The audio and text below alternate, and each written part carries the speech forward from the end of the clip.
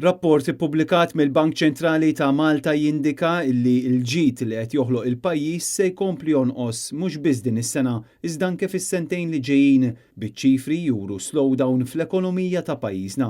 Skont il-Bank Ċentrali tkabbir tal-prodott gross domestiku se jinżel għal 4% din is-sena u mbassar li jibqa' nieżel għal 3.7% fl-2025.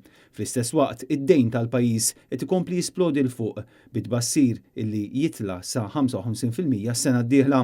L-istampa li qed jipproġetta l-Bank Ċentrali hija waħda kontrastanti għaliex fil-waqt li jbassar tnaqqis fid-deficit jidher li l-qatt se jiżdied marġinalment għalkemm fl-istess waqt ir-rapport juri li l-inflazzjoni se tonqos.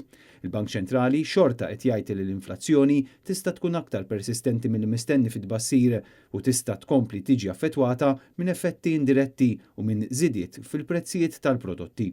U x'inhu l-każ kollox jindika li dawn huma kollha bozzos ħomor għall-Gvern, speċjalment fl-isfond ta' dak li stqar il-Ministru tal-Finanzi nnifsu meta wissa li hemm bżonn bidla fil-mudell ekonomiku ta' pajjiżna.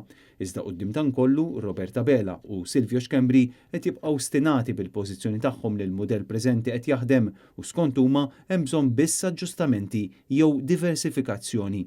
Minnaħat jew il-Partit Nazzjonalista ilu żmien twil jinsisti fuq il-bżonn li l-Gvern ibiddel id-direzzjoni li qabad, xi ħaġa li issa anke Clyde Caruana donnu qed jaqbel magħha.